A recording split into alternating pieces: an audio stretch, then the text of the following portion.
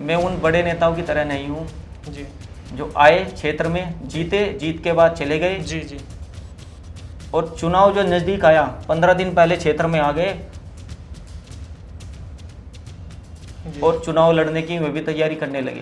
हम्म, सब जानते हैं कि बरसात में कौन आता है। जी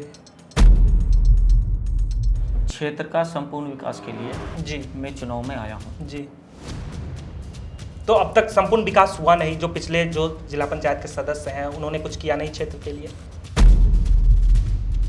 ये मेरा सौभाग्य रहा कि मेरे क्षेत्र से जिला पंचायत अध्यक्ष बने और मेरा दुर्भाग्य ये रहा कि मेरे क्षेत्र में विकास नहीं हुआ।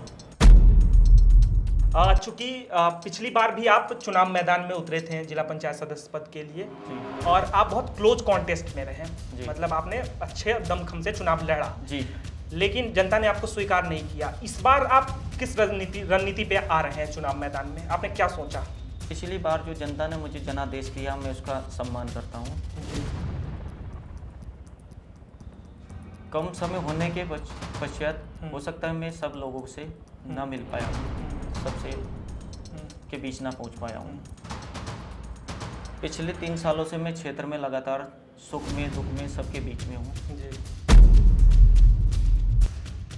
हमारे देश के राष्ट्रपिता महात्मा गांधी का ऐसा मानना था कि जब तक पंचायत से जुड़े लोग पंचायत सरकार को ना चलाएं तब तक हमारा लोकतंत्र जो है वो मजबूत नहीं होगा। वो ऐसा मानते थे कि देश और राज्य में बैठ के, यानी केंद्र और राज्यों में बैठ के सरकार को चलाना और गांवों के लोग तक विकास पहुंचाना ये संभव ही नहीं है। इसलिए वो पंचायती राज को चाहते थे और बाद में चल के 1993 में संवैधानिक तौर पे अस्तित्व में भी आया पंचायती राज। आप सोच रहे होंगे कि पंचायती राज पर हम इतना बात क्यों कर रहे हैं, क्योंकि आपको भी पता है हरिद्वार जिले में जिला पंचायत का चुनाव होना अब लगभग तय हो गया है।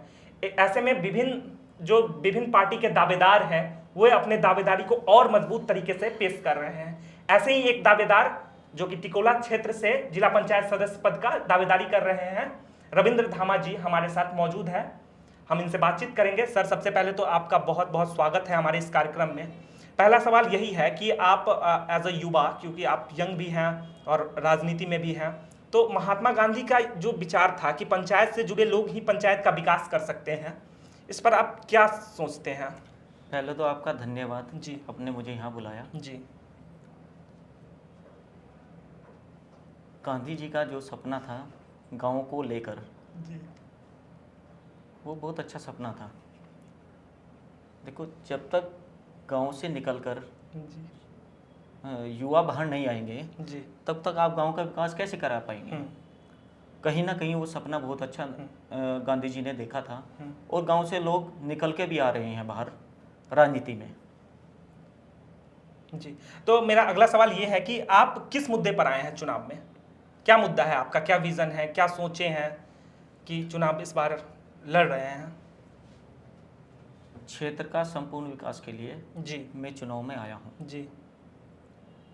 तो अब तक संपूर्ण विकास हुआ नहीं, जो पिछले जो जिला पंचायत के सदस्य हैं उन्होंने कुछ किया नहीं क्षेत्र के लिए। मेरा सौभाग्य रहा मेरे क्षेत्र का कि मेरे क्षेत्र में पूर्व में भी जी जिला पंचायत अध्यक्ष कई बार बने हैं। जी आप मेरे क्षेत्र में जाकर देख सकते हैं जी कि मेरे क्षेत्र में कितना विकास हुआ है। जी ये मेरा सौभाग्य रहा कि मेरे क्षेत्र से जिला पंचायत अध्यक्ष बने और मेरा दुर्भाग्य ये रहा कि मेरे क्षेत्र में विकास नहीं हुआ। जी, बहुत अच्छा आपने पॉइंट रखा। खैर, हम आते हैं कि कांग्रेस पार्टी से चूंकि आप दावेदारी कर रहे हैं, तो क्या आपको लगता है कि कांग्रेस पार्टी आपका टिकट करेगी? मुझे उम्मीद है, जी। मैं कांग्रेस पार्टी का एक सच्चा सिपाही हूँ। जी।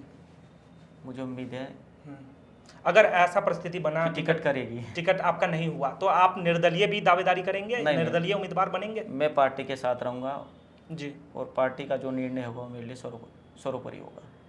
जी। चूंकि पिछली बार भी आप चुनाव मैदान में उतरे थे जिला पंचायत सदस्य पद के लिए जी और आप बहुत क्लोज कॉन्टेस्ट में रहे, जी। मतलब आपने अच्छे दमखम से चुनाव लड़ा जी। लेकिन जनता ने आपको स्वीकार नहीं किया। इस बार आप किस रणनीति पे आ रहे हैं चुनाव मैदान में, आपने क्या सोचा? पिछली बार जो जनता ने मुझे जनादेश दिया मैं उसका सम्मान करता हूँ। जी कम समय होने के पश्चात हो सकता है मैं सब लोगों से ना मिल पाया हूँ, सबसे के बीच ना पहुँच पाया हूँ। पिछले 3 सालों से मैं क्षेत्र में लगातार सुख में दुख में सबके बीच में हूँ। जी। मेरा क्षेत्र मेरा परिवार है और मैं अपने क्षेत्र में जी। सक्रिय हूँ। एज अ यूथ आप यंग भी हैं, क्या आपका विजन है कि जो और लोग नहीं कर रहे हैं वो आप करके दिखाएंगे? इस बारे में थोड़ा हमारे दर्शकों को बताइए, आप अपनी जनता को भी हमारे माध्यम से बताइए।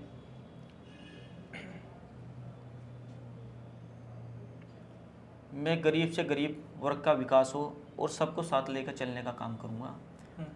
मैं लोगों के जो मेरे क्षेत्र की जनता है, मैं सबके घर घर जी। देखे हैं मैंने। कुछ लोग हैं जिनके यहाँ जो है ना बरसात में पन्ने में अपना जीवन व्यतीत कर रहे हैं। जी। मैंने अपने क्षेत्र में देखा है। मैं आपको बता सकता हूँ, आप चलिए मेरे साथ में, गोकुलपुर में है ऐसा परिवार जी। जो पन्ना पड़ा हुआ है और उसमें रहते हैं। जी। तो आप उनके लिए मतलब काम करेंगे आके? बिल्कुल करूँगा। अच्छा, तो होता क्या है कि कई बार नेता जो हैं एक बार चुनाव में जीत जाते हैं या फिर चुनाव आया तो वो सडनली चुनाव में आते हैं, तो आप इस बारे में क्या सोचते हैं? जीत के या तो वो नहीं आए या फिर चुनाव लड़े और फिर नहीं आए क्षेत्र में, आपका क्या रहा है इस पर, आप बताइए। मैं उन बड़े नेताओं की तरह नहीं हूँ जी। जो आए क्षेत्र में, जीत के बाद चले गए। जी। जी। और चुनाव जो नज़दीक आया 15 दिन पहले क्षेत्र में आ गए और चुनाव लड़ने की वे भी तैयारी करने लगे। सब जानते हैं कि बरसात में कौन आता है। जी। पहले लोगों ने पहले उनको देखा है। मैं अपने क्षेत्र में लोगों के बीच रहूँगा। जी, जैसा कि आपने बताया कि बरसात में कौन आता है, हालांकि आपने इस पंक्ति को पूरा नहीं किया, मैं ही कर देता हूं, चलिए इस पंक्ति को पूरा, कि बरसात में बरसाती मेंढक आते हैं। ऐसा इन्होंने आरोप लगाया कि बरसात में कुछ लोग राजनीति करने हालांकि आते हैं, मतलब एक समय पे, एक टाइम पीरियड पे आते हैं और फिर दिखते नहीं हैं। ऐसे लोगों पर इन्होंने साफ तौर पर आरोप लगाया। हरिद्वार जिला पंचायत के चुनाव का हर एक खबर आप द न्यूज़ बाला नेटवर्क पर देख सकते हैं। धन्यवाद।